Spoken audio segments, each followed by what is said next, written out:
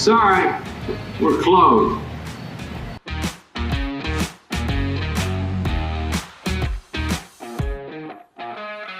Good morning, good morning, good morning. Special good morning to my friend Tidbit TiVo. On the show today was not, oh, no, let me take that back. He was prepared, but no alarm this morning, TiVo. No alarm set this morning, but it just shows the kind of guy that TiVo is. He wakes up automatically at this time to come do this show. No alarm needed should be the title of this show. TiVo, how we doing? Doing good. As you know, there's a lot going on. There's a lot going on for all of us all the time. So that's no excuse by any means, but specifically a wild week or two for me. All good, all in a good way. But yeah, just passed out last night and didn't set an alarm. But like I said, credit to me. Credit to me. It's automatic. I knew it's Thursdays. I got to be up for the people. I got to be up for Pat. So it's automatic. Listen, this is why you're a part of the show, and you're a mainstay and somebody that we need to stick around because it's automatic. It's just something that TiVo does. But TiVo, we have a problem on our hands here in America. If you haven't seen it, which I know you have because I told you about a pre-show. But the is an iconic brand that we want to start off with today, TiVo. You've been to them. I've been to them. It's kind of, it's nice to kind of talk about this because I'm obviously in the hospitality industry, and so it kind of works. But Cracker Barrel has changed its logo after 70 or so years, and the people, seemingly specifically right-leaning people, as I'm scrolling through X, I am seeing more of the outcry, and it says that people are upset, TiVo. First off, TiVo, have you seen the new logo versus the old logo? Oh yeah, for sure. Yeah. Yeah, have you? Oh, of course I have. It is. I'm trying to think of the word that I want to use for it. Uh, let's see. Yeah, see if you can bring it up. Old versus new. Yeah, there it is on the left there. It is barren the word I'm looking for. Bland. Um, Bland. Bland's a good word. Yeah, it doesn't feel like it has a whole lot of character to it, which the old one has a tremendous amount of character to it. So I'm interested to know why they did it because it seems as though the CEO Julie Fels Massino, according to a report, says that people love their new rebrand. Honestly, the feedback's been overwhelmingly positive that I love people like what we're doing. I love CEO talking points. They're always just like it's a positive march forward no matter what. Yeah, no matter what. I'm just confused, really. I don't understand how you could think that is a better logo. Is there an issue? Is there something that I'm missing here as far as having the gentleman in the barrel in it?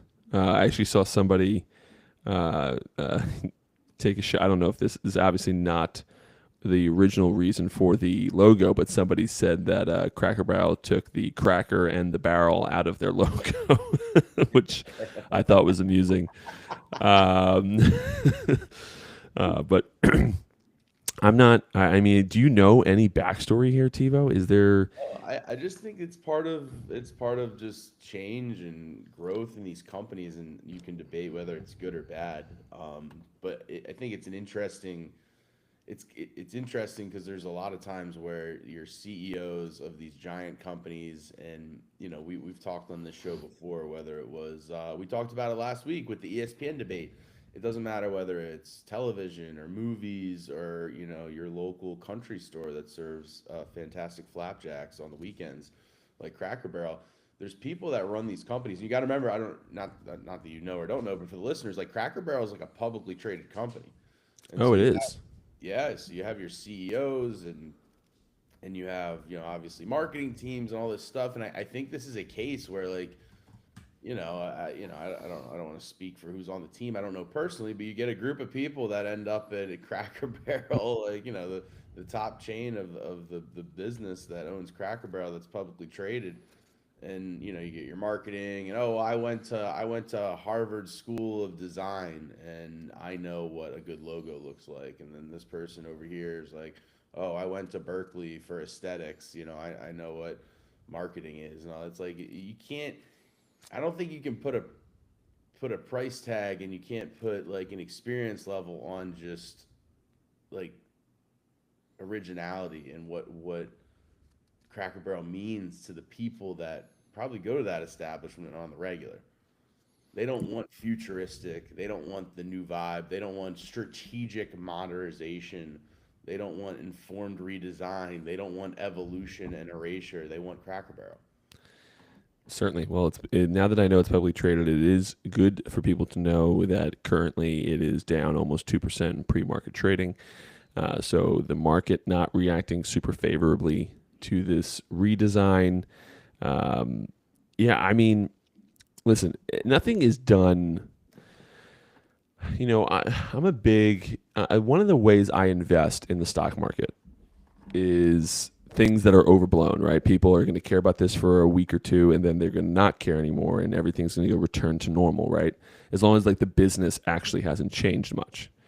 And so, although I think likely that happens here, like Cracker Barrel, as long as it still serves good food, and you have the aesthetic, although people are claiming here in some of these posts that the aesthetic has changed quite a bit, and it's a little bit more modernized, which is interesting.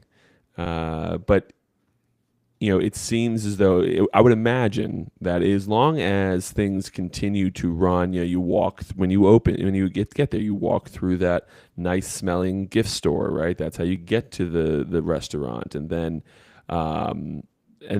you kind of continue moving forward, and it's got that homey feel. That's what I'm going for. It got like that homey feel here in Cracker Barrel, and I think ultimately,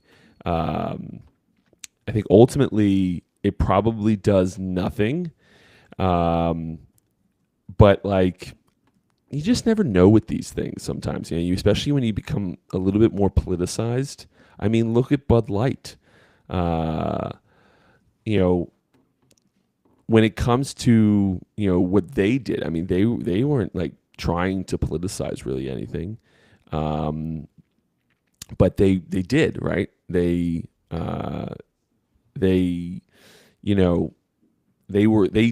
did something to make people think that they were politicizing, which people then boycotted for years, and they're still not quite where they were.